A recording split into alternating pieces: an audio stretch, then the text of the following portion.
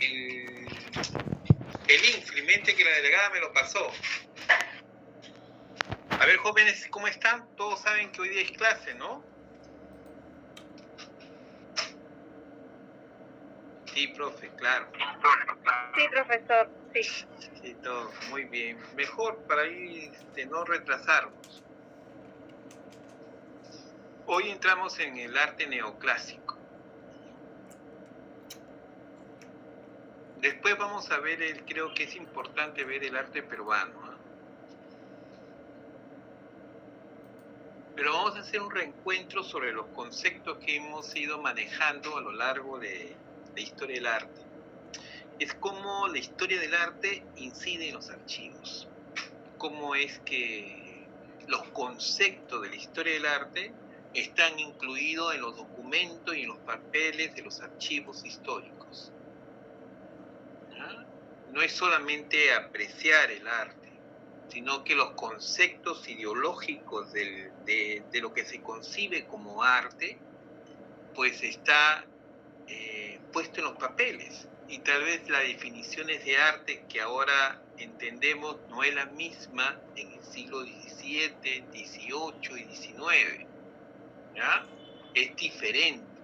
Por eso se hace una historia del arte también.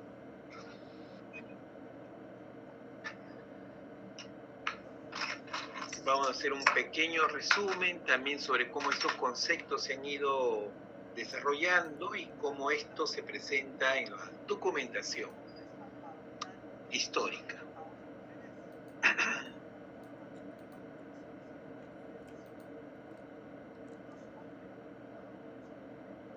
Cuando enseñan esta parte de...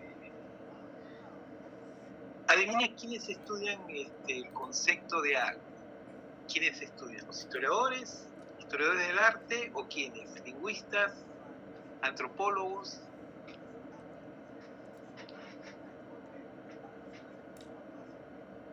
Profesor, disculpe, yo creo que todos, porque es importante, ¿no?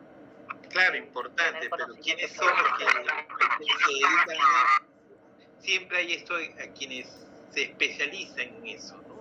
Como los médicos, ¿no? Entonces, sí es cierto de que todos en humanidades deben saber. Finalmente, a veces, como muy bien tú dices, algunos proponen más que una especialización si eres competente. Y competente es saber metodologías de investigación histórica y teoría. De tal manera que estudiar arqueología, historia, antropología es lo de menos si tú dominas teorías y metodología. Es toda una corriente, ¿no? Ese es muy alemán, por ejemplo. Los alemanes enfatizan mucho el hecho de que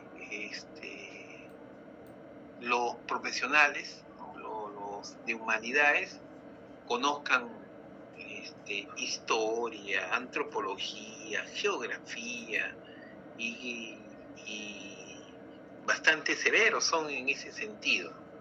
De tal manera que cualquiera que termine en historia en Alemania está capacitado para hacer arqueología o antropología, porque en su carrera efectivamente, como dice Natalia Carol, ¿sí? Sin embargo hay otros más norteamericanos que nosotros, es la escuela norteamericana que nosotros llevamos, que son de especialidades, arqueología, antropología, los campos son más divididos. En todo caso, lo que nosotros en el Perú mayormente los que estudian la parte del concepto de arte son los filósofos, por ejemplo, ¿no? El área de filosofía, que es un área de la estética. O sea, así como existe la historia tiene historia económica, historia del arte, historia de género, historia de la cultura, diversas formas de enfocar a la historia. De igual manera, en la estética, en la filosofía hay un área, la axiología, la lógica y la estética. Entonces, esos son áreas que tiene también la filosofía. Y la estética ve este asunto, ¿no? El problema está en que esa división hace que las personas, cuando tomen el aspecto histórico, pues no tengan en cuenta los aspectos filosóficos. Ese es el gran divorcio que a veces tenemos nosotros. Por ejemplo, yo tengo la formación de filosofía, entonces puedo apelar a la cuestión estética, pero yo estoy muy seguro que un historiador del arte que sale de la Universidad de San Marcos no maneja eso, y de la cual debería darse fuerte en ese sentido, porque finalmente son los pensamientos filosóficos las que dan las manifestaciones artísticas. Eso es lo que es. Entonces, pero y esos conceptos a su vez se presentan en los documentos históricos, como vamos a ver, ¿no? Esta introducción les parecerá un poco difícil, pero lo voy a convertir mucho más fácil cuando ustedes vean las diapositivas, ¿de acuerdo? ¿Ya? Le va a parecer difícil, pero va a ser mucho más fácil. Cabero se unió. ¿Y qué tal? ¿Querían tener vacaciones o no?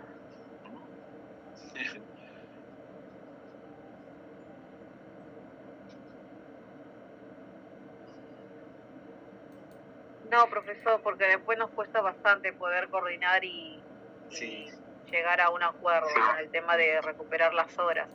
Sí, preferimos seguir. Sí, sin problema. A mí me cuesta, sobre todo en instituciones, pues, de carácter casi privado, ¿no? Que son entre estatal y privado, ¿no? Porque ustedes pagan por estar por ciclo, ¿no? No sé cómo pagarán, pero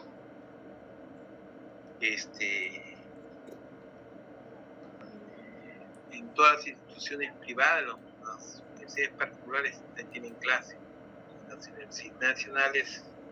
En las universidades nacionales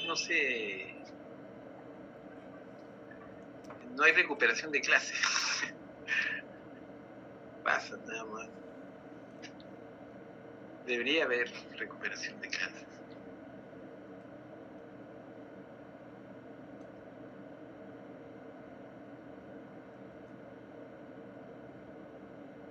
Comenzamos a las 8:15 y a las 6:15. Vamos a compartir un video, ya son un PPT sobre el neoclasicismo.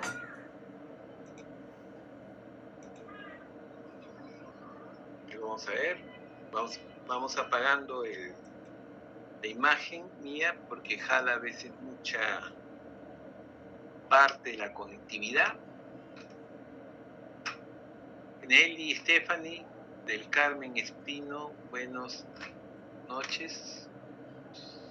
Bienvenido, César Martín, Pedro Alexander, Gladys Leslie Lescano, buenas noches.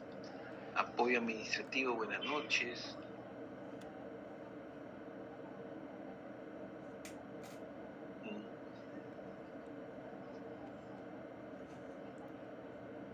Ya entramos. 8:15. ¿Qué tal el examen? ¿Les pareció difícil o no? No.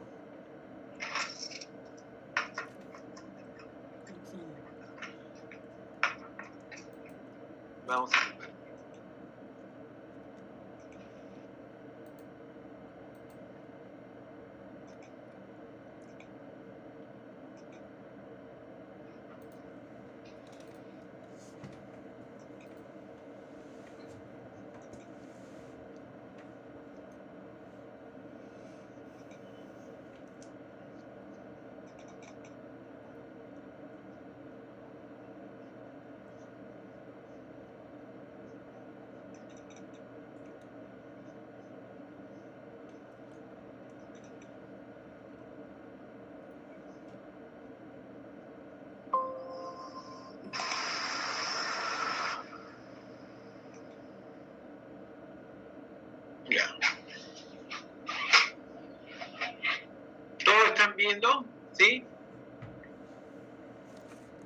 Sí, profesor. Ya todos ven. Vamos a ver cómo los conceptos, a llegar hasta el neoclasicismo, ¿ya? Vamos a llegar al neoclasicismo, pero antes de llegar vamos a hacer un recuento. Creo que es importante hacer un recuento y cómo los conceptos están inmersos en los documentos históricos de Perú, ¿ya?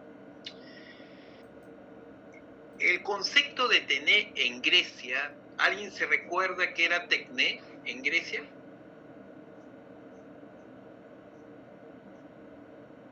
Técnica, profesor. Técnica, muy bien. ¿Quién lo dijo? Ángeles, profesor. ¿Ángeles qué? Melissa Ángeles. Ángeles, ¿no? ¿Tu apellido es Ángeles? Sí, profesor. Ya. Profesor, sí, es Melissa Ángeles. Melissa Ángeles, muy bien. Melissa Ángeles, ya. Muy bien, tiene... La palabra arte viene del griego tecné, como está escrito ahí. Luego se convierte en la palabra arte, ¿ya? Arte,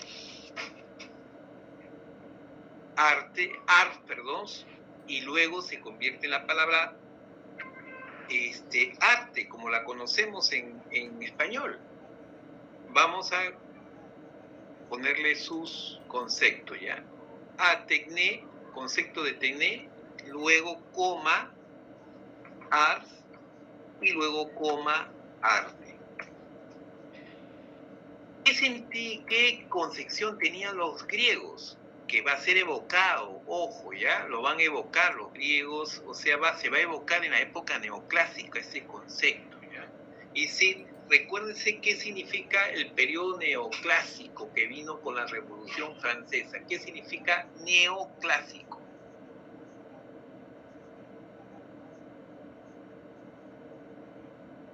¿Alguien sabe? Lo vamos a ver, ¿ya? Pero la palabra neoclásico significa nuevo clásico. Y cuando se pusieron ese título de nuevo clásico, significó evocar nuevamente al mundo clásico, como lo hicieron en el Renacimiento. Pero ¿qué hay diferencia entre la evocación renacentista y la evocación neoclásica? ¿Qué se imaginan? ¿Cuál es la diferencia?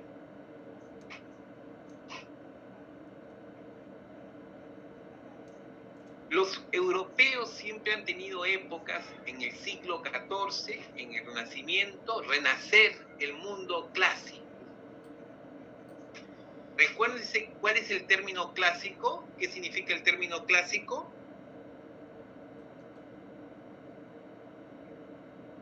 Apunten. ¿Qué significa el término clásico? Te lo dije. Su cuaderno, por favor. Modelo, profesor. Modelo, muy bien. Elisa nuevamente lo dijo. Efectivamente, lo clásico es el modelo a seguir. Y el modelo era el mundo greco-romano.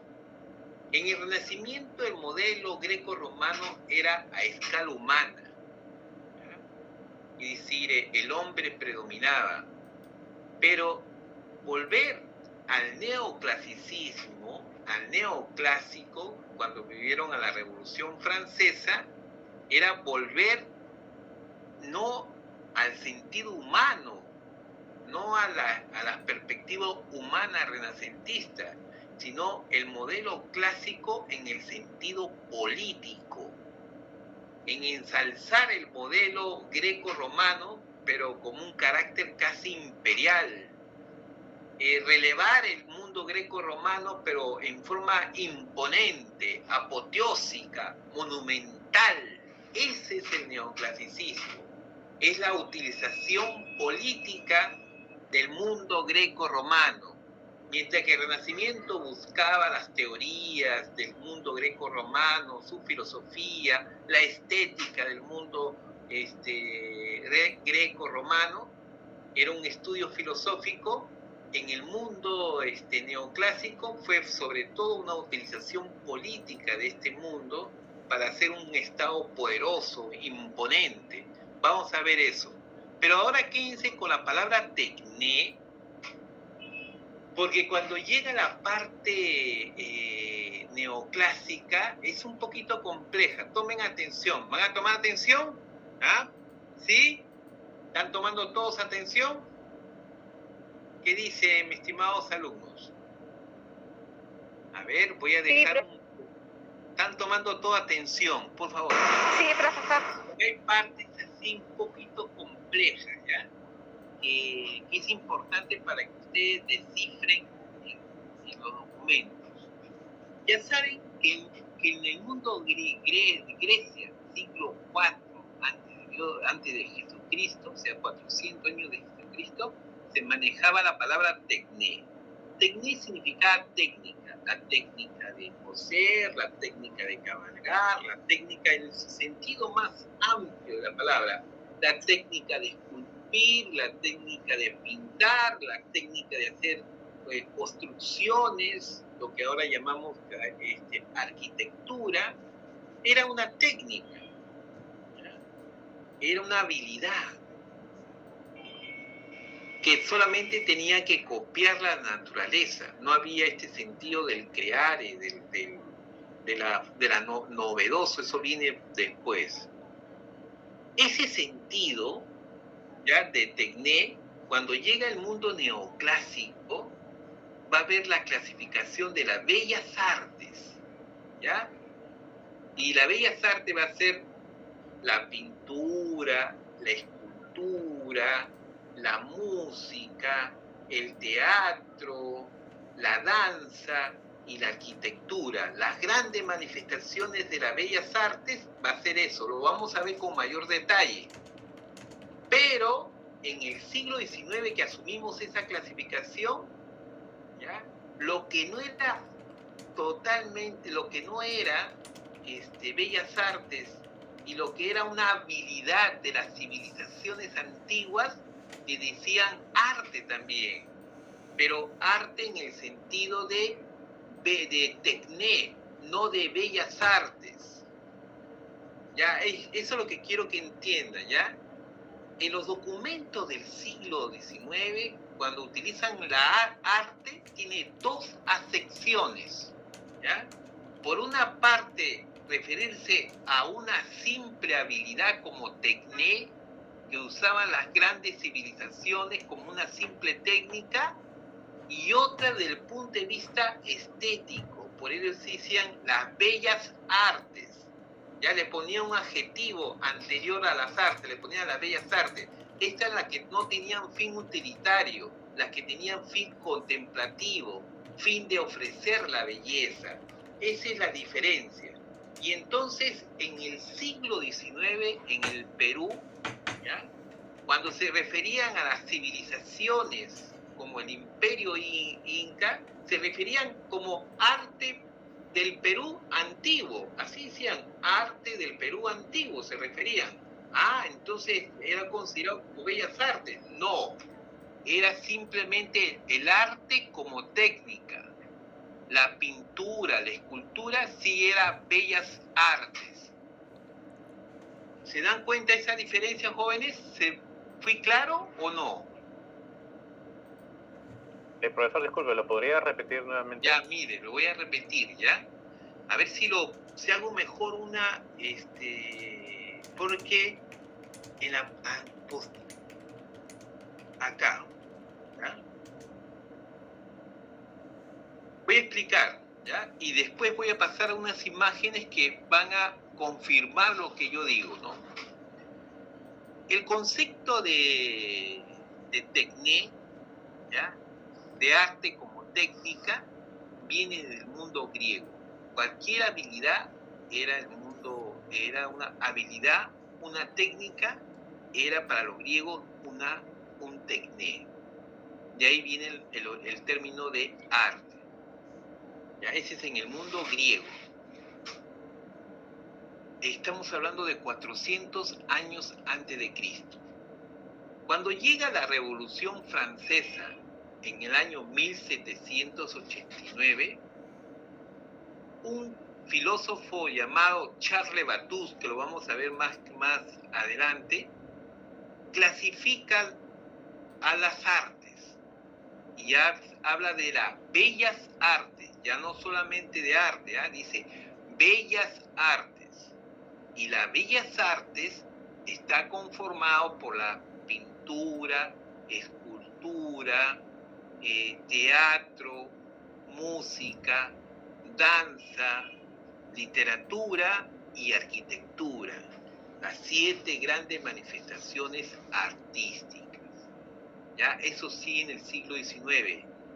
Pero, como era la época neoclásica, la Revolución Francesa tomó como modelo al mundo greco-romano, utilizaron la palabra techné, o sea, la palabra arte simplemente, para los objetos y civilizaciones antiguas. En este caso, en el Perú, lo utilizaron para los objetos prehispánicos, como la cultura inca, como la cultura mochica, como la cultura chimú, lo utilizaron. Le llamaron arte en el sentido de técnica, pero no de bellas artes, porque era una técnica simplemente utilitario. Como por ejemplo, hay un libro de antigüedades peruanas, disculpe que no lo he puesto, o le voy a poner mejor, ¿ya? Para que vean. Antigüedades peruanas de Mariano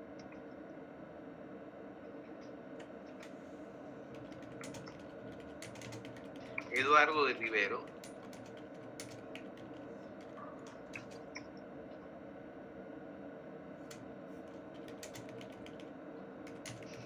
De Rivero.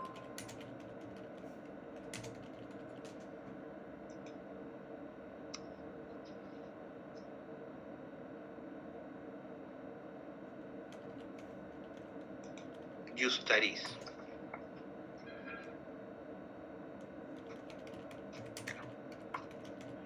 Arte peruano como techné griego. ¿Ya? Entonces, cuando vean en el siglo XIX y vean el arte peruano así a secas, arte peruano, no significa bellas artes peruanos. Es otra cosa. Simplemente significa una técnica, una tecnología. Cuando encuentren documentos, ¿ya? Documentos como por ejemplo simplemente la palabra arte en el siglo XIX, ¿ya? En el Perú se están refiriendo a la técnica de pintar, a la técnica de alfarería, a la técnica de la carpintería, a la técnica de la metalurgia, pero no a las bellas artes, ¿ya? A la técnica de la textilería. Ahí se están refiriendo a esas manifestaciones que estimaban, ¿ya?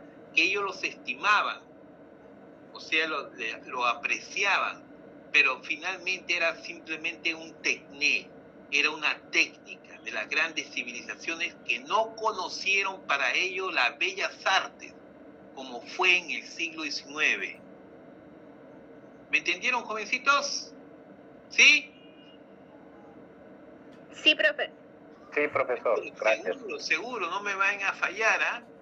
A ver, en el siglo XIX, cuando era arte, ¿qué significaba la palabra arte?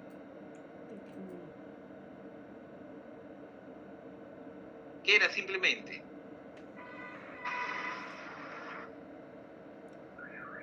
Cualquiera.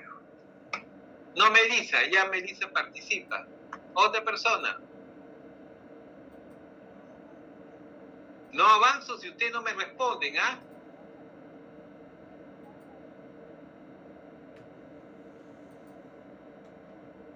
¿Ah? ¿Qué era arte?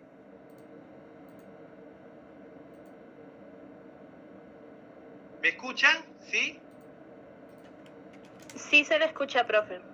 ¿Qué era arte, jovencita? A ver, que me ha respondido. A ver, ¿qué era arte simplemente en el siglo XIX? ¿Una?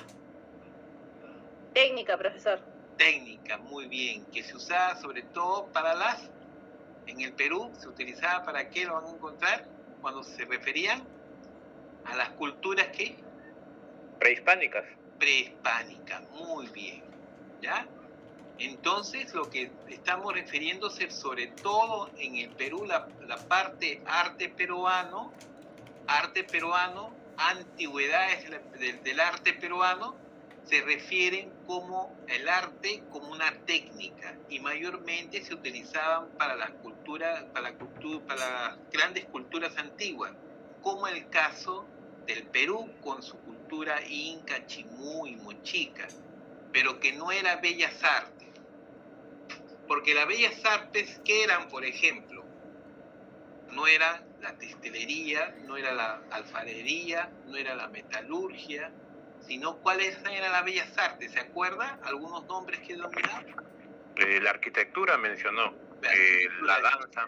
Todo eso, muy bien, lo voy a mencionar más en detalle, pero quiero que tengan que el concepto griego, por esta evocación neoclásica de tomar el arte griego como modelo, pues ese concepto ideológico, se utilizó la palabra tecné, la palabra arte, como una técnica,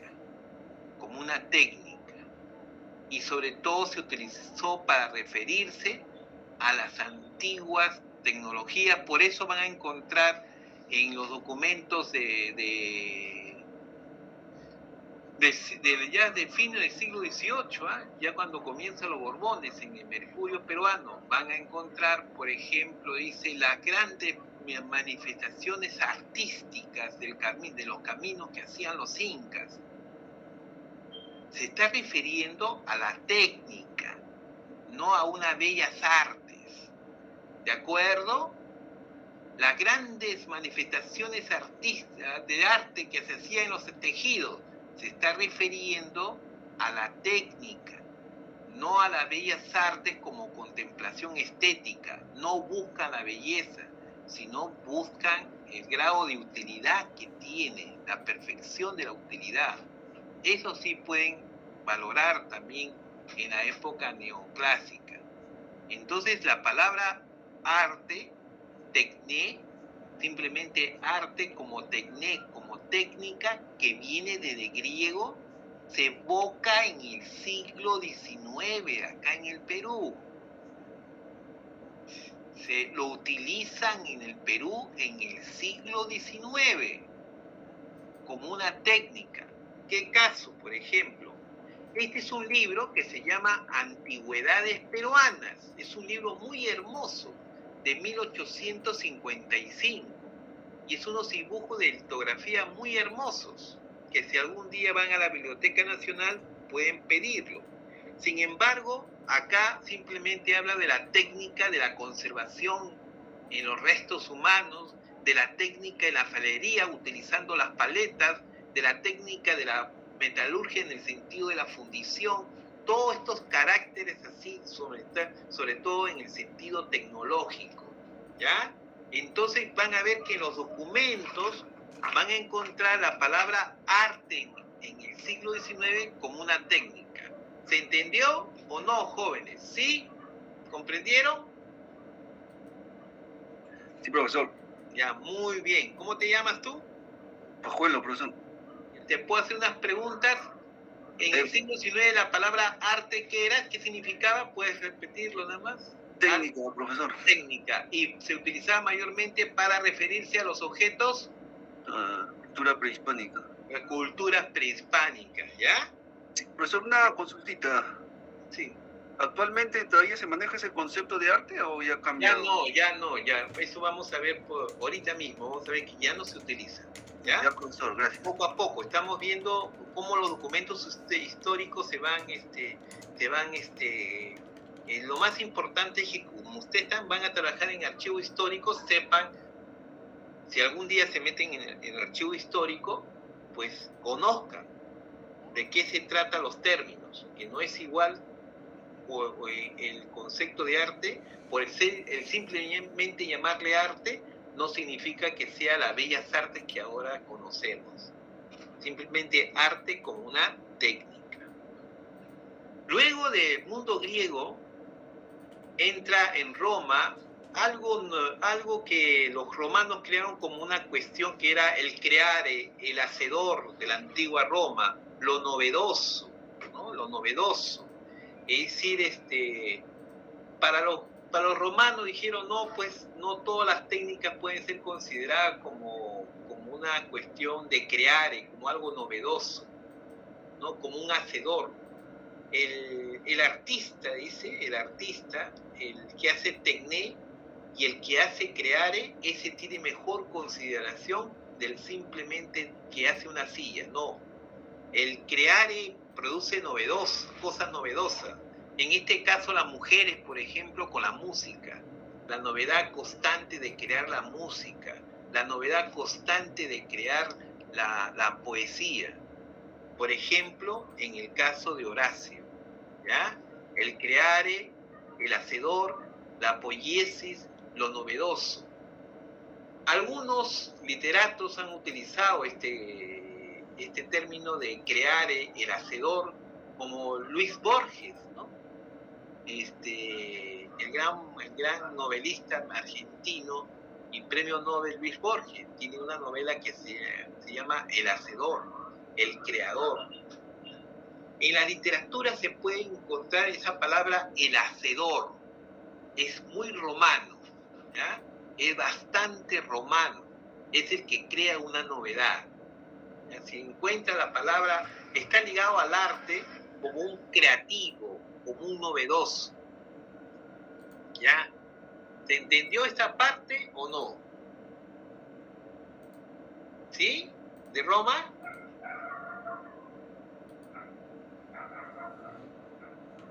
Joven que participó. ¿Sí? ¿Seguro? Sí, sí, profesor, sí se entendió. Ya, muy bien, muy bien. Muy bien. Pasamos a la siguiente. Ahí sí tienen que tomar nota. Tienen su lapicero y su lápiz.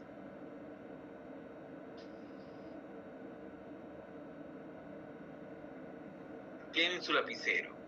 ¿Ya? Cuando vinieron los españoles, ¿se acuerdan con qué filosofía vinieron?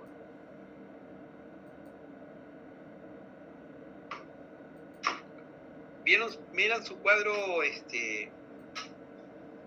su clasificación que hicimos de las artes, de los hechos sociales. La filosofía medieval, ¿cuál era? El pensamiento medieval, ¿cuál era? La escolástica, profesor. La escolástica, muy bien. ¿Qué joven fue el que dijo esto? Pascual Ramos, profesor. Pascual Ramos, muy bien. La escolástica, que era una interpretación de la Biblia, también hizo una clasificación de las artes, ¿ya? Una clasificación de las actividades humanas. Y dijo, las artes liberales se dividen en el trivium y el quadrivium, ¿ya? Este es el trivium y quadrivium, ¿ya? ¿Cuáles son el trivium? El trivium son apunte, la gramática, no está acá la palabra, simplemente está la imagen, la gramática, la dialéctica y la retórica. ¿Ya? La retórica. Estas son cuestiones simbólicas. Acá la gramática, todos estos tres disciplinas están ligados al estudio de latín, al aprendizaje de latín, donde se necesita conocimiento gramatical, se tiene que conocer la dialéctica, lo que viene, regresa y vuelve a volver, los procesos en la gramática de la lengua latina, y la retórica, que es nada menos que la poesía y los argumentos lógicos de tu discurso. Es decir, el aprendizaje del latín no significaba simplemente aprender la gramática o el idioma latín, sino implicaba todo un proceso también de utilizar las contradicciones, la ley de las contradicciones entre el bien y el mal, y eso le llamaban la dialéctica, ¿ya? Y luego la retórica, que es el discurso hablado, era la oratoria, la poesía. Eso era parte de todo esto, implicaba el estudio de latín, ¿ya? Y entonces había estudio de gramática, dialéctica y retórica, ¿ya?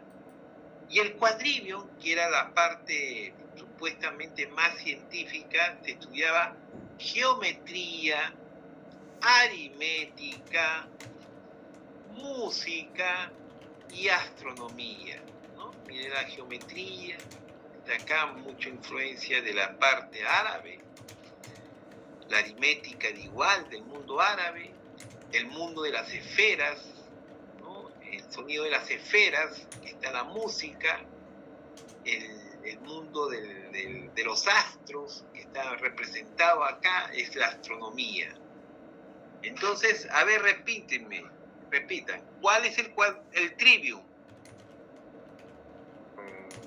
La gramática, la retórica. ¿Qué más? La dialéctica.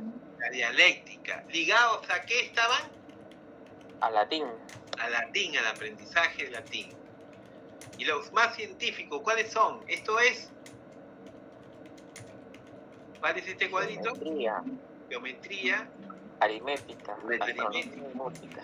Música, astronomía y música, ¿ya? Muy bien. Este concepto llegó acá a las universidades de San Marcos, ¿ya? Y cuando vean las palabras artes liberales, o el título de artes de liberales, licenciados en artes liberales, se refiere a la gente que estudia derecho, ¿ya? Título de arte en San Marcos era la gente que estudiaba derecho, ¿ya? Están acá las letras bien chicas, pero acá dice el estudio del arte liberal de esta persona estudió. Entonces, cuando encuentren en el siglo XVI, XVII y hasta principio, mediados del XVIII, la palabra artes liberales está ligado al estudio de ¿qué cosa? ¿Qué estudio de qué?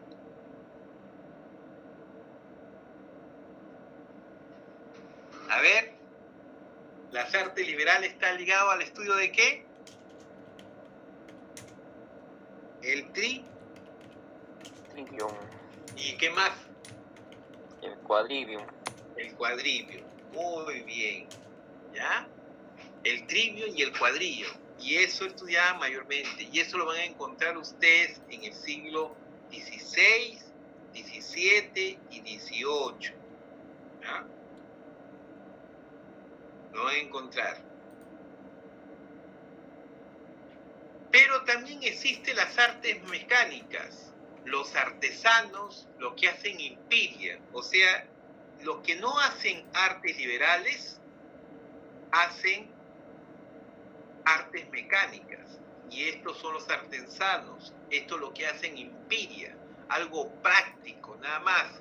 Lo que hacen el oficio de pintar, de dibujar, porque recuérdense acá, no está, la pintura se encuentra acá, no está. ¿Qué más no está de lo que ahora consideramos arte? ¿Qué no está, por ejemplo? La escultura. La escultura no está. ¿Qué más no está? La orfebrería, profesor. La orfebrería tampoco se encuentra ahí. ¿Qué más? Del que ahora consideramos bellas artes. No está la escultura, muy bien. No está tampoco qué cosa. Cuando vas a una galería, ¿qué encuentras? La pintura. La pintura. ¿Qué más no encuentran, por ejemplo? La literatura. La literatura estaría en la parte retórica, ¿no? Como ellos lo podían considerar, ¿no? Pero hay algunas cosas que son evidentes, que no están acá.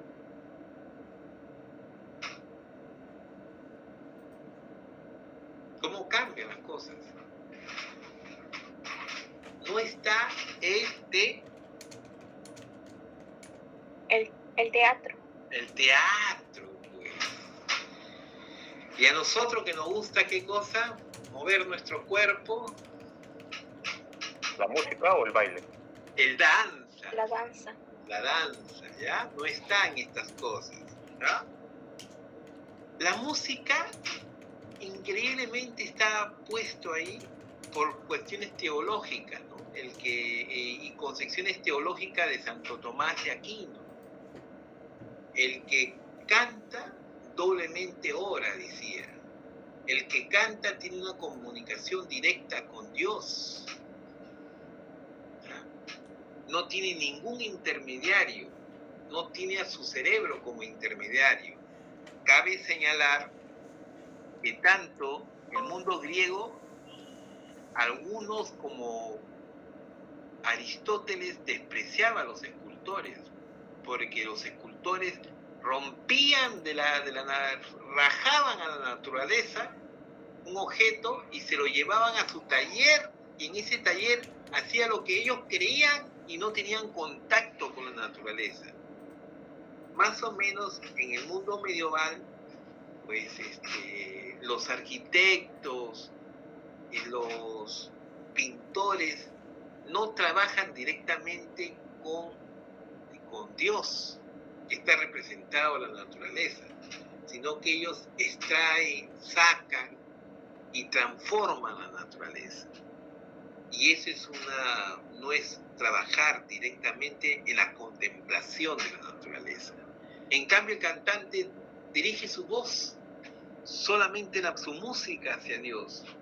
Entonces la música estaba considerado mucho más que la pintura y la escultura y la arquitectura en ese tiempo de las artes liberales. Conceptos que vino con los españoles, que van a encontrar ustedes en todos los documentos del siglo XVI, XVII, XVIII. San Marcos lo tiene. Y luego los que no hacen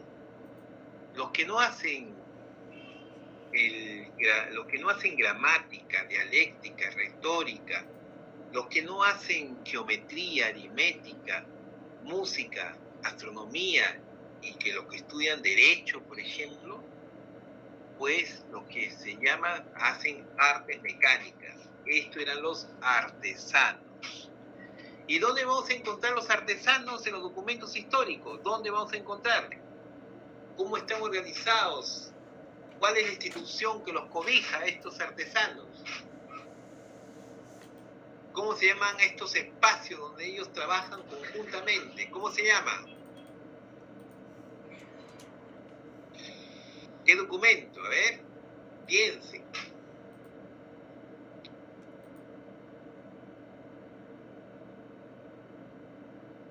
¿Cómo se llama a ese arte?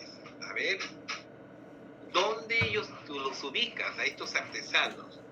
Ya ustedes saben que se ubica, por ejemplo, desde el arte griego, se ubica en el siglo XIX, cuando se refieren al arte y el arte prehispánico como una habilidad.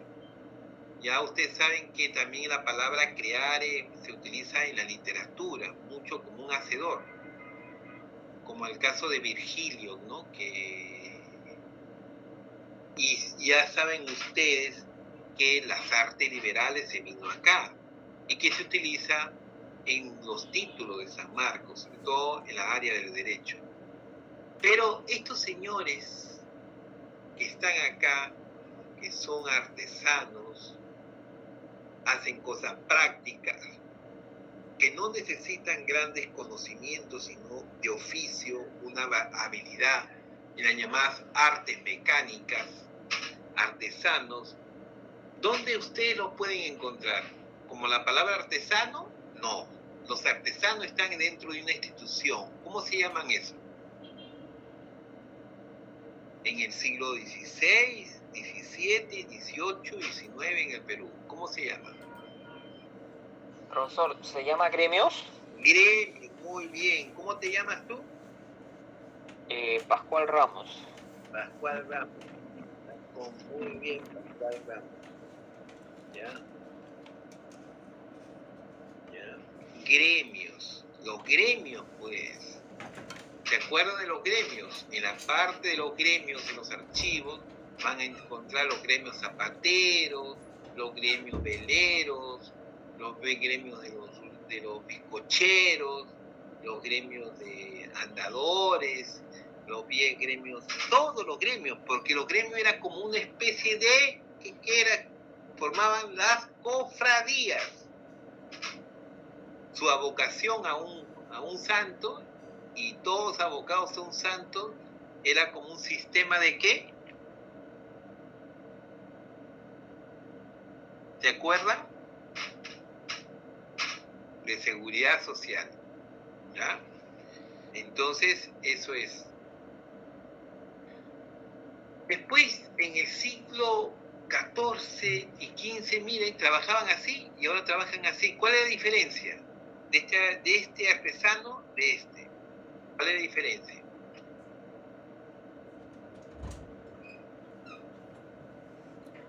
Este es el lugar donde trabajaba Leonardo da Vinci. Y Leonardo da Vinci no trabajaba así. No trabajó así. ¿Cuál es la diferencia? El hombre del Renacimiento, siglo XIV de nuestra era. El atelier, profesor. El atelier, muy bien, muy bien. Pascual lo ha dicho, ¿no es cierto? No, Juan Obando, profesor. Juan Obando, ¿de dónde aprendiste eso, Juan Obando? ¿Lo dije yo? Usted lo dijo, profesor. Ah, muy bien. Juan Obando. ¿Ya? Juan Obando, efectivamente, pues el atelier. El atelier es el taller individual, no es forma gremial. Al artista le daban su taller especial, su cuarto especial, con chimenea, con sus caballetes. Él no estaba dentro de una masa obrera que no tenía ni un prestigio, nada. Él hacía sus obras en formas particulares y se tomaba su tiempo y le daban su tiempo para hacer sus obras. Eso eran las obras de Leonardo. Y el artista hizo algo que nunca hizo por primera vez. Sus obras de arte eran singulares. Acá copiaban, bajo grabados que tenían que copiar, ¿ah? El pintor. Mientras que aquí, al artista, la Virgen de Leonardo era la única virgen, no se parecía a otra virgen. La Virgen de Masaccio no se parecía a otra virgen. La Virgen de Botticelli no se parecía a otra virgen. La Virgen de Fray Aléncrico tampoco se parecía. De Filippi tampoco se parecía. De Veraccio tampoco se parecía. Una es diferente a otra, era su sentido particular. Y esa forma particular llevó a que los artistas en el siglo XIX, durante el siglo XIV, XV, XVI, XVII, XVIII, firmaran sus obras, ¿no? Esto marcó la historia de la firma, incluso de los pintores más contemporáneos, como Andy Warhol, Jackson Pollock, Picasso y Salvador Dalí, ¿no? Todos ellos siguen esta manera del individualismo renacentista, ¿ya? Comenzamos acá. Y llegamos ahora a la época neoclásica, ya pongan como título neoclasicismo, ¿ya? El neoclasicismo.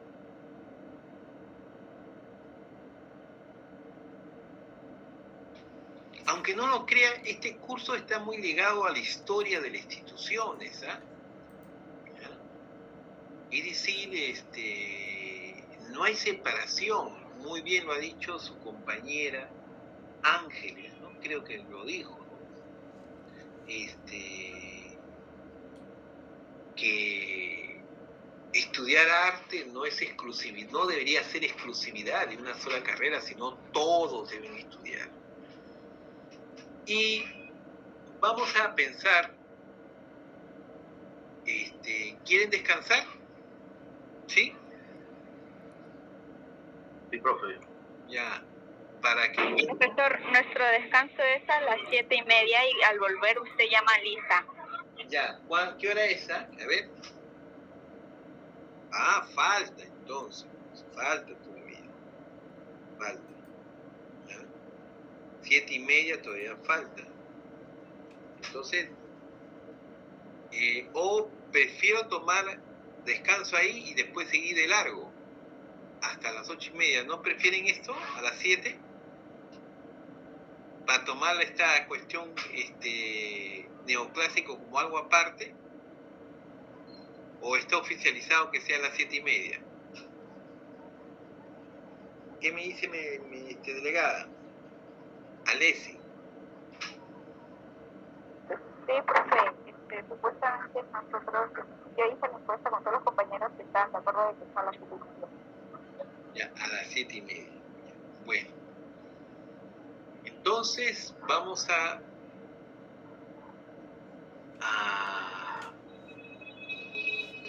dar un poquito, vamos a poner acá,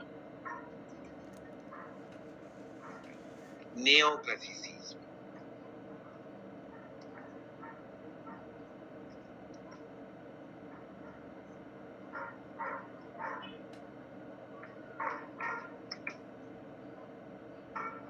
Profe, recuerde que nuestra clase es hasta las 8:15. ¿Ah? Recuerde que nuestra clase es hasta las 8:15. Oh, entonces vamos avanzando, neoclasicismo, ¿ya? Está bien.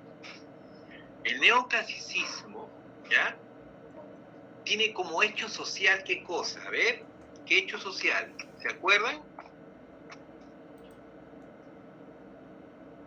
Hecho social. ¿Cuál fue el hecho social, el episodio social? ¿Cuál fue? La Revolución Francesa. La Revolución Francesa. Muy bien. ¿De qué año? 1789, creo, profesor. Ya. En julio, un 14, o no sé. Ya. 14 de julio de 1789. Muy bien, en la Revolución Francesa. ¿Qué implicó en el arte? ¿Qué implicó en la política? En la política.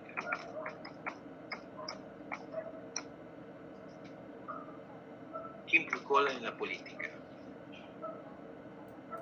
La creación de instituciones.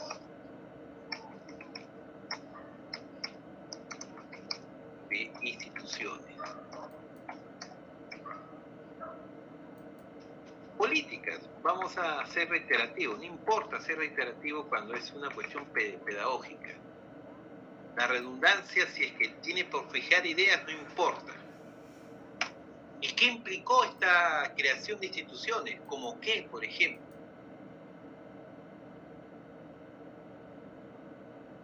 ¿Qué instituciones hicimos? A ver, los que ustedes han llevado historia de las instituciones.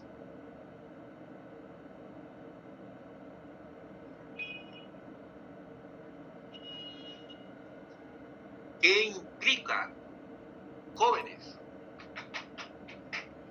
La división de poderes.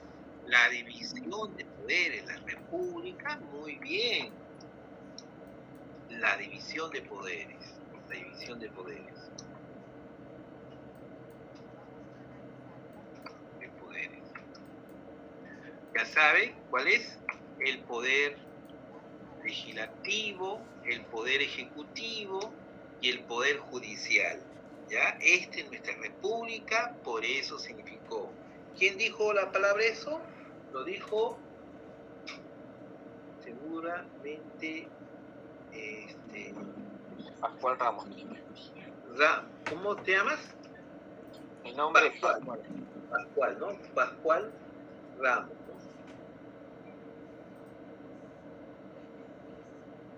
Ya, Pascual Ramos. Muy bien, Pascual Ramos. ¿Ya?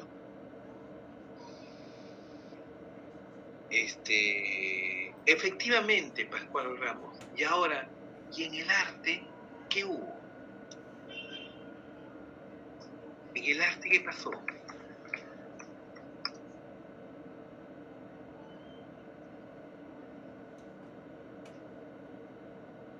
También hubo algo muy parecido, también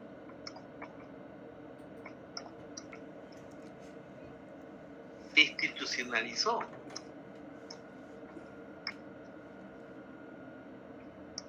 ¿Cómo qué? A ver, ¿cómo se imagina? Si en la política tenemos el poder judicial, el poder económico, el poder legislativo, ejecutivo y judicial, en el arte, ¿qué cosa debió existir?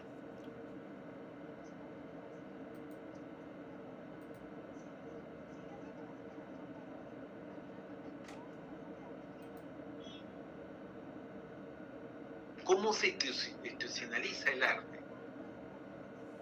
Si antes habían gremios de artesanos, si antes había simplemente talleres individuales protegidos por mecenas, esta vez el Estado poderoso, ¿qué crea para el pueblo? Las escuelas de arte. Las escuelas, mejor término que ahora nos llaman, escuelas de arte, se llaman academia de arte. Porque hay una diferencia, porque academia es una cuestión de un estilo regional, una forma de pintar de un país, de una nación. Por ejemplo, la escuela de arte del Perú, la escuela de Argentina, pero eran las academias de arte que tenían un carácter más universal. Las academias de arte, de pintura, de escultura, las academias de arte. Muy bien, ¿qué más? ¿Qué más se institucionaliza también? Este es el espacio, la academia, donde se distribuye el arte, se abre para el pueblo, primera vez. Ya el pueblo puede entrar a estas colecciones, ya puede mirar, ya no es exclusividad para la aristocracia, todos pueden mirar qué cosa se crea.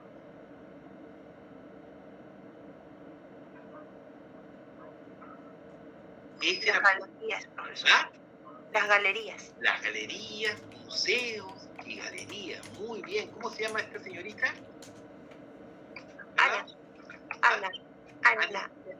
Ana, ¿qué? Paredes. Paredes. Muy bien, Ana Paredes. ¿Ya? Ana Paredes. Entonces se crean los museos, las galerías públicas. El problema es que es públicas. Habían estos espacios llamados museos. Ojo. El Museo del Louvre no se llamó Museo del Louvre, se llamó el Museo Nacional de París. Crearon los museos nacionales. ¿Ya? La idea de este carácter de lo particular comenzó a crecer en las naciones fortalecidas, ¿no? Por los grandes capitales. Entonces las galerías de arte, ¿no? El Teatro Nacional también, la Academia de Música, todo esto son espacios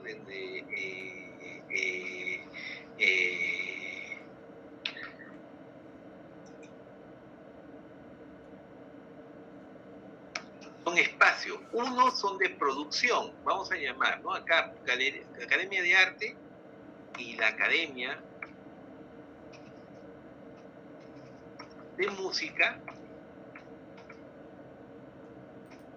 son los lugares donde están los productores, ¿no? Producción.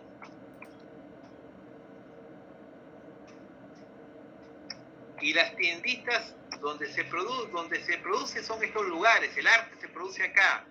Y los lugares donde se distribuye son los museos, las galerías de arte, ¿no? El teatro nacional,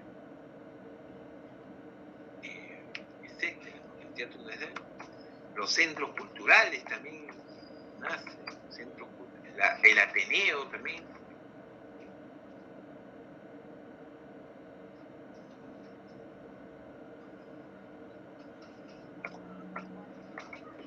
¿Ya? Eso es, para que vean cómo es. Entonces, se necesitó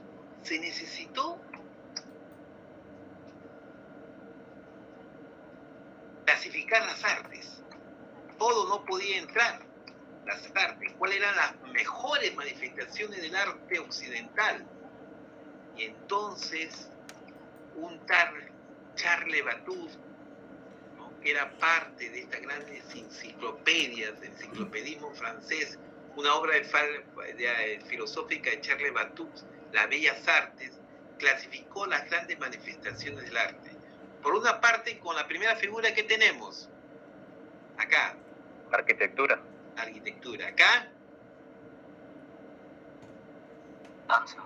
Danza. Acá. Escritura. Literatura. Muy bien. Y acá. Música. Y acá. Una. Y acá.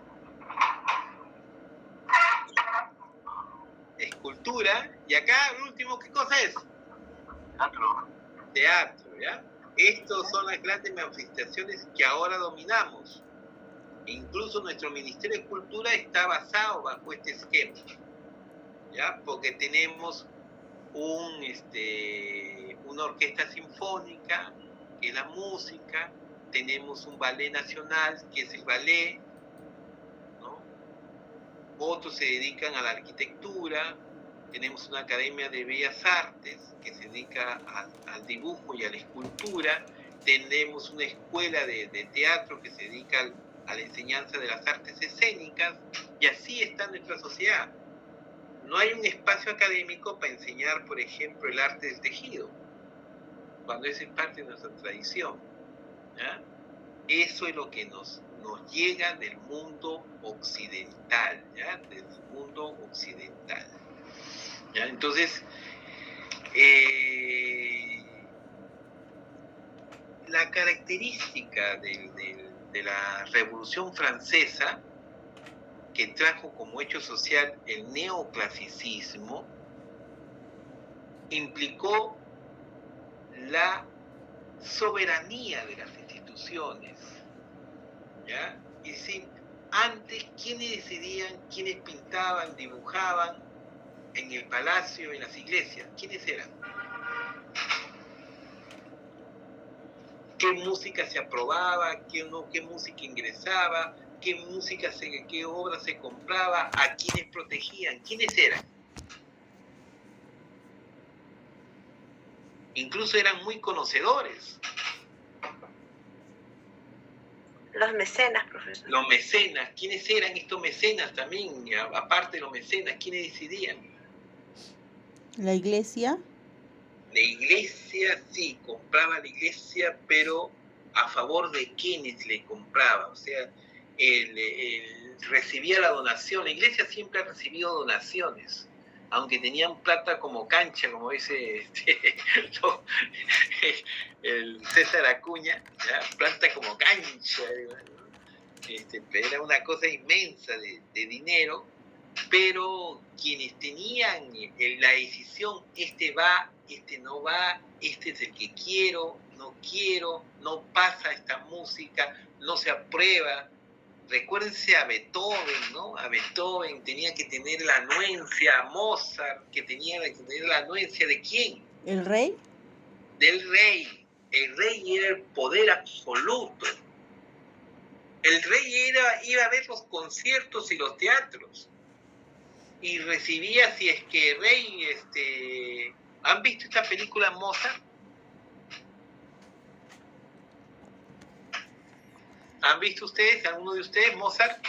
Muy bonita es la película. Sí, profesor, sí. Y ahí te acuerdas de Salieri, que le dice, y él era torpe para tocar el rey, pero el rey le dice, y él se esforzaba para que el rey tocara bien, y solamente le dijo, tu música es bellísima. Y le digo, y después de la forma como toca el rey, no importa. No importa cómo toca el rey es el rey. ¿Ya? No importa cómo tocara, pero sí su aprobación importaba mucho más de lo que él sabía como música o de lo que a él le gustaba. No importaba el nivel que podía tener el rey a nivel musical, aunque casi siempre lo tenía muy refinado, eso tenemos que decir, ¿no? Pero, ¿ya? Eso era. El rey era que decidía qué música ingresaba, qué pintura se iba a probar. En cambio, se produce algo nuevo con la producción de las academias de arte. La venta de los productos a nivel público. Ya no decisión que vaya a comprar el rey para el papado o el rey para el palacio. Ya se democratiza los bienes culturales con este ideal neoclásico que las artes y la ciencia deben estar al servicio del pueblo. ¿Qué les parece? Entonces, la institucionalización del arte significó también su soberanía del arte, con el ideal de que las artes y la ciencia estén al servicio del pueblo. Muy bonito suena, ¿no? Pero ¿cuál es el problema? A ver, el movimiento ilustrado y liberal, el liberal, no el liberalismo, ¿no? Tiene un sentimiento, ¿cuál es el problema ahí? A ver, ¿qué problema ya a un nivel crítico, a nivel cultural? Muy bien, ¿quién no quiere una revolución cultural y política y cultural donde las artes no sea exclusividad de una aristocracia oligárquica, que no sea decisión de un personaje como un rey que decide qué cosa se considera como parte de un país, que se abra un mercado y que se crean instituciones donde cualquier ciudadano pueda aprender, no protegido por un rey o por un mecena, donde uno vaya y aprenda y según sus cualidades, sus talentos y según su competencia puede manifestarse la expresión del alma humana y que estén estos en modo gratuito al servicio del pueblo. Ese es el carácter público. El Museo del Louvre, este museo, me salió al revés. El Museo del Louvre, que era simplemente un palacio, se democratiza. ¿Ya? Louvre nada más. ¿Ya? El museo se democratiza al servicio del pueblo, se abre por primera vez al servicio. La gente entra en estampida, dice, al ver las grandes obras que antes no habían ingresado al palacio de Louvre, el lugar de la tortura, el lugar del sangriento, los boletos católicos que se mataban entre ellos, este espacio donde los reyes comenzaron a tener colecciones que eran simplemente para un grupo seleccionado, pues ahora todo el pueblo puede disfrutar de ese patrimonio. ¿Cuál es el problema, compañeros? Estoy hablando como tipo sanmarquino en mi época. Disculpen, es el lapsus. Estimados alumnos, ¿cuál es el problema en este ideal?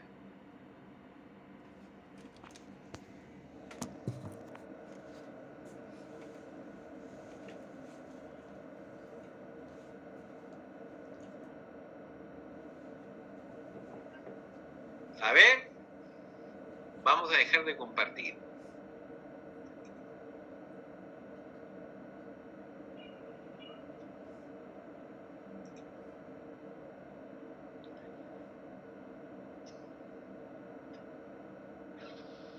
cree que sea el problema, estimados?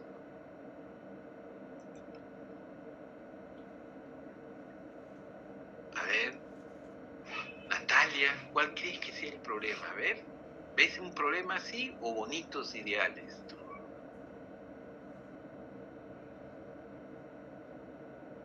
Carol, Natalia, Carol, ¿me escuchas?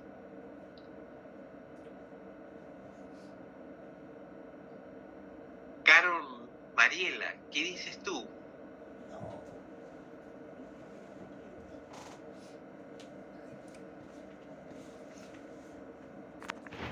Profesor, disculpe,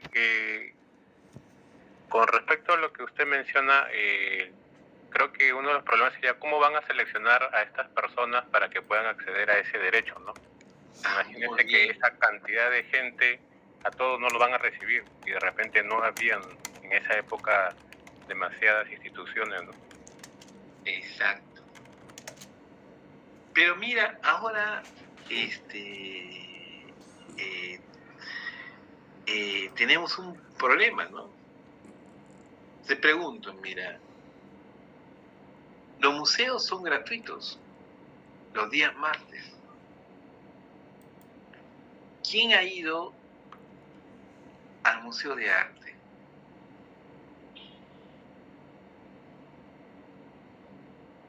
Hace un año.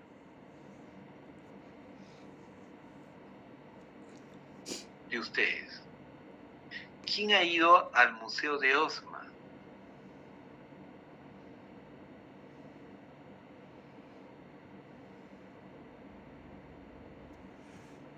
¿Quién ha ido a un concierto sinfónico del concierto de la Sinfónica Nacional?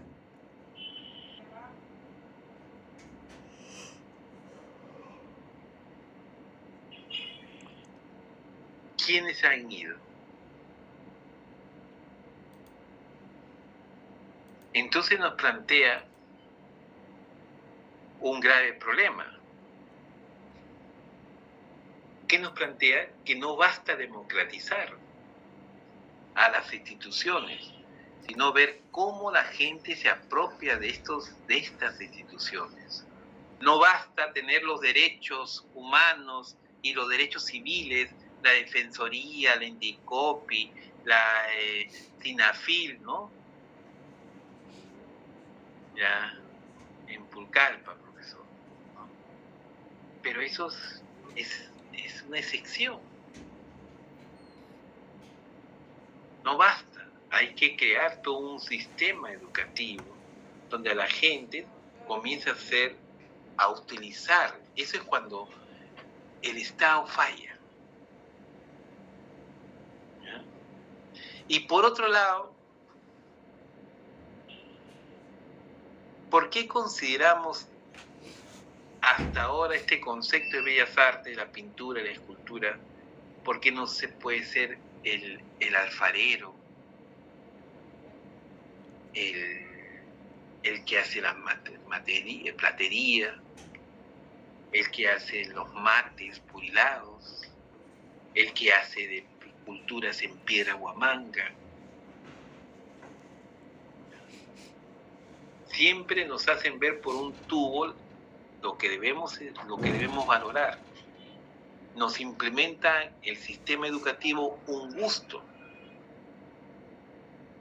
Lo que debe hacerse es mayor democratización. La institucionalización significa ponerle amén, esto es ponerle la bendición y esto nada más, lo demás queda fuera. ¿Ya? Vengo con el tejido bello, no, queda fuera. Imazuma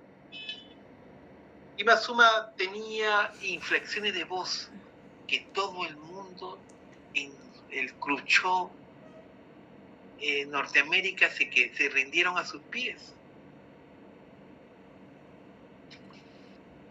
Sin embargo, tuvo dos frentes, así terrible Imazuma, por estas dos concepciones, ¿no?, radicales. por una parte tuvo el Conservatorio Nacional de Música y el Coro Nacional Música, y decía, no, ella está haciendo unas inflexiones de voz que no corresponden a la voz clásica. A veces llegaban, a uno de ellos llegaban el agudo, el tres agudos que llegaba, y el bajo y el epiglotis que manejaba ella, y todas las cuerdas vocales en diferentes tonalidades, y llegaba uno de ellos y se acercaba. Sin embargo, no cantaba las grandes óperas. Pero yo diría que hasta mejor que las óperas ella cantaba, ¿no? Y por otra parte, también los folcloristas decían que ella estaba divirtuando la música andina. Tuvo dos manifestaciones que la presionaron. ¿Ya? Entonces, ya a manera de reflexión, en la documentación se van a encontrar que ahora bellas artes se refiere, cuando hablan de bellas artes, se están refiriendo en el siglo XIX a la pintura, al dibujo, a la escultura y sobre todo a un gusto por lo clásico. Lo que no es clásico no entra a la cultura. Lo clásico como Beethoven, Mozart, Haydn, Tchaikovsky, eso es cultura. La cultura como es Leonardo, Miguel Ángel, Rafael, Perochi, Felipe Lippi, Botticelli, el Greco, Rubens, Rembrandt, esos sí son los grandes pintores de la humanidad. Caravaggio. Lo demás, Quispetito no entra. Quispetito. Urbano tampoco entra. Gran retablista urbano. Máximo Laura, gran tejedor, tampoco entraría. Rembert Yuyarcani con su artesanía, pintor, creativo, tampoco ingresaría. Eso es como a nivel reflexivo que yo lo hago, ¿ya? Pero la idea es que los conceptos de arte se van manejando a lo largo del tiempo. ¿Alguna pregunta hasta acá? ¿Se ha entendido la clase? ¿Sí o no? Dígame la verdad.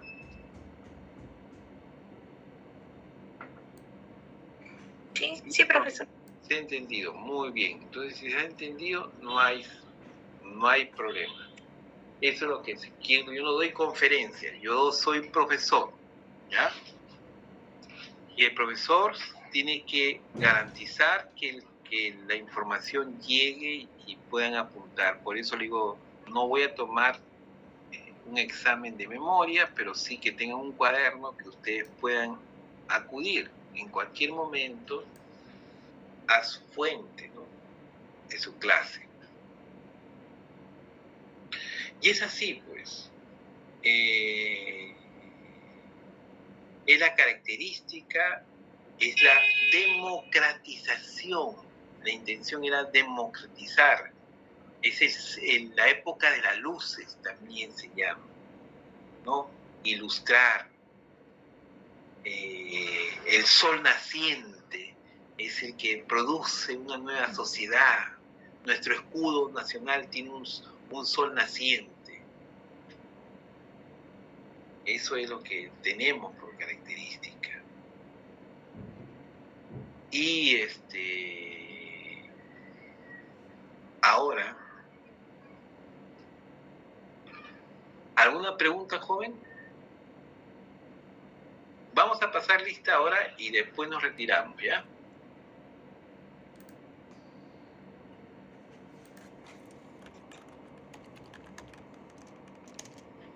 A ver, Aguirre Beati Marden Román Aguirre. Profesor, presente, buenas noches. ¿Se comprendió o no, joven? La exposición. Sí, profesor. Ya, Sí, gracias. lo toco. Ya, muy bien, joven. Patri Anderson Agurto. Presente, profesor, buenas noches. ¿Apuntaste y se comprendió, joven, o no? Sí, profesor. Ya. ¿Alguna pregunta, duda me dice? Michelle Alexandra Angela Olivera. ¿Sí? Profesor, buenas noches. Sí se entendió todo. Melissa Connie Ángeles Pinchi. ¿Sí? Presente, profesor, buenas noches. Sí se entendió. Estuard Alexis Aparicio Talledo. Buenas noches, profesor. Presente. Sí, lo he comprendido. Ya. Víctor Alfredo Atúncar Chumpitaz. No está, creo, ¿no? Les pregunto si han entendido porque quiero que... Es bastante complejo. Quiero que cuando ya salgan ustedes como egresados, hayan pasado por este curso de Historia del Arte y conozcan, pues, lo que es la clasificación de las artes, las manifestaciones artísticas, porque si no... Un momentito.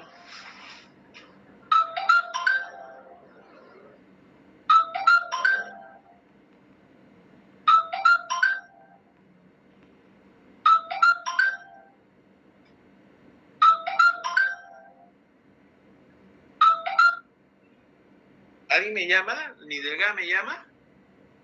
Ah. No soy yo, profesor. Ah, yo creí que me llamaba Nidelga, no es usted.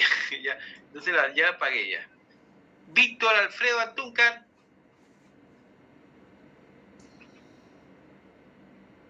Víctor Alfredo Atúncar. Tampoco está, ¿no? Víctor Atilio Beldi, Fuentes. Profesor, muy buenas noches, profesor. Buenas noches, ¿cómo estás? Bien, profesor. ¿Se comprendió o no, mi estimado? Profesor, más bien a eso, profesor, me refería. No sé, sería bueno, profesor, sintetizar a tal extremo, profesor. Para mí siempre me ha gustado trabajar con las sintetizaciones, con los mapas conceptuales, ¿no? Conceptuales para que de historia del arte está en todas las épocas de nuestra historia, profesor, en todas las épocas. Yo tengo entendido eso, ya está definitivado, profesor. Pero el detalle es, en esas épocas hay ciertas cosas que sobresalen más que otras épocas, ¿no? En el Paleolítico, como del arte, en la edad contemporánea, como del arte, en la edad antigua, como del arte. Entonces, cada uno tiene su forma de expresión. Entonces, yo quería irme para ese lado para que sea una síntesis, profesor, en función de eso. Y eso, le aseguro, como usted dijo, profesor, siempre nos va a quedar. Siempre nos va a quedar. Si trabajamos con ese mapa contextual, profesor. A ver si nos ayuda, profesor, en ese aspecto, como usted, docente, tiene más experiencia que nosotros, profesor. Ya, mira, la primera intención fue, voy a tratar, ¿ya? Pero la primera experiencia, voy a recoger tu sugerencia, pero la primera experiencia te pareció sobre el cuadro de clasificación histórica que hicimos, donde está el arte, en cada época. ¿Llegaste a tener ese documento?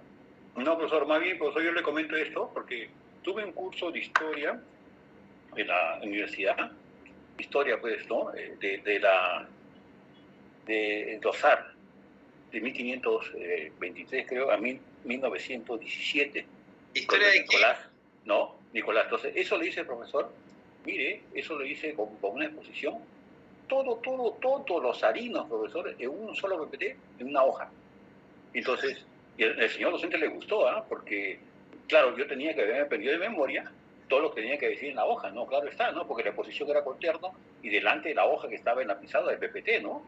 Entonces, profesor, me llevaba, pues, de 1400 y 1523 me llevaba como el primer zar, ¿no? La unificación de los zares y hasta, pues, el membramiento con lo que pasó con este señor medio Rasputín, ¿se acuerda usted, no? Sí, entonces, y que hizo mala fama al imperio de los zares, y eso perjudicó, y hasta que todas las hijas del zar, incluido el niño que tenía 12 años, fueron asesinados, profesor, ¿no? Entonces, Así, profesor, también yo creo, profesor, debe haber una forma de cómo poder sintetizar nuestra historia del arte, pero sí muy explícito y conciso, profesor, para que nos permita y nos sirva, profesor, como ejemplo, y eso quede, profesor, eso siempre va a quedar, profesor, así que pasando los años va a quedar, profesor. Esa es mi idea, profesor, más bien disculpe usted. Ya, sí, un ratito, por favor.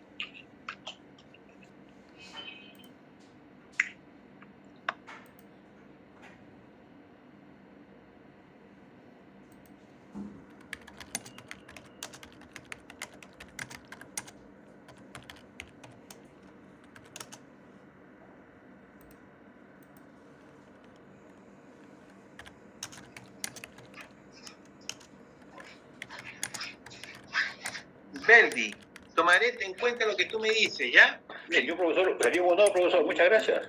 Ya. Calderón, buen día. Presente, profesor. Ya. ¿Te comprendió? ¿Tienes alguna Profesor. observación? Sí, entendí. Roberto Jesús. Profesor, buenas noches, presente. ¿Sí? ¿Se entendió o no, mi estimado? Todo bien, profesor. César Martín Campos Serna. Buenas noches, profesor, presente. Ya, muy bien. No problemas, no problem, ¿sí? Sí, Profesor. todo bien, profe, sí, apuntado. Profesor, disculpe, soy Buen Día, se pasó mi nombre. No, te puse ya presente. Ah, buen ya, día. ok, disculpe. Te puse presente. Profesor, buenas noches, presente. Todo bien, profesor.